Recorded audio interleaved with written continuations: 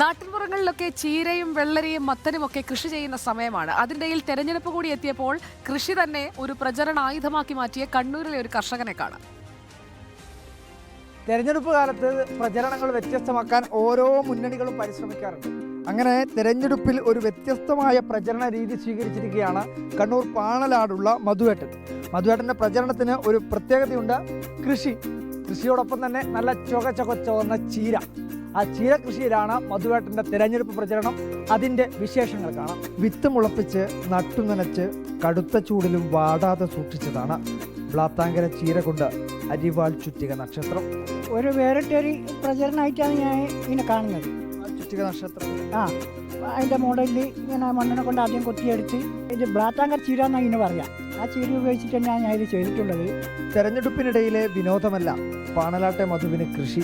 ചിഹ്നം വരക്കണം, ചീര ചുവന്നത് തന്നെ വേണം. നിർബന്ധം പിടിച്ചത് പാർട്ടി മെമ്പറുടെ മനസ്സാണ്. എന്നിട്ട് ചുവന്ന ചീരേൻ്റെ വിറ്റ് സംഘടിപ്പിച്ച് ചുവന്ന ചീര തന്നെ വേണമെന്നുള്ളൊരു നിർബന്ധം ഉണ്ടായിരുന്നു. അത് നിർബന്ധം തന്നെയായിരുന്നു എനിക്ക് ചുവന്ന ചീര വേണമെന്നുള്ള. മനസ്സിലെ അരിവാളിനെ പരിലാളിക്കുന്നത് പോലെ ചീര കൊണ്ടുണ്ടാക്കിയ ചിഹ്നവും പോറലേൽക്കാതെ നോക്കുന്നു. ഉണ്ട്, ഹൃദയം പോലെ തന്നെയാണ് എൻ്റെ മനസ്സിലും എൻ്റെ സംഘടനയെ എൻ്റെ പ്രസ്ഥാനത്തെ നോക്കുന്നത് പോലെ തന്നെ ഇനി ഞാൻ നോക്കും. ഇതിന് കുറച്ച് പണിയുണ്ട്. എന്ന് വെച്ചാൽ രാവിലെയും വൈകിട്ടുള്ള കുറ്റമായിട്ട് വെള്ളം നടക്കണം. വേറെയുള്ള പ്രചരണം പോലെ ഒന്ന് ബാനർ കെട്ടിയിട്ട് അങ്ങ് പോയാൽ പോരാ.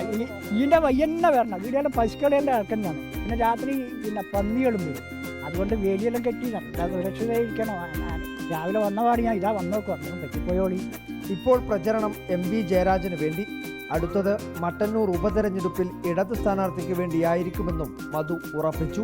ഇനിയുള്ള ഒരു പ്രചരണം മട്ടന്നൂർ ഉപതെരഞ്ഞെടുപ്പ് തന്നെയാണ്. അത് ഉറപ്പിച്ചു കഴിഞ്ഞു. ജയരാജായിട്ട് ആദ്യം തന്നെ വിളിച്ചിരുന്നു ഇതൊന്നും ആക്കുന്നതൊക്കെ മധു ചെയ്യേണ്ട പോലെ തന്നെ ചെയ്യണമെന്ന് പറഞ്ഞത്. അതാണ് എനിക്ക് കൂടുതലൊരു ഇത് ചെയ്യാനുള്ള ഒരു പ്രചോദനമായത്.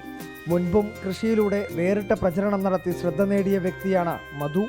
വീഡിയോ ജേർണലിസ്റ്റ് ലിമേഷ് ചെറുവഴിക്കൊപ്പം reporter Arjun Kalyad. In Reporter, Kannur.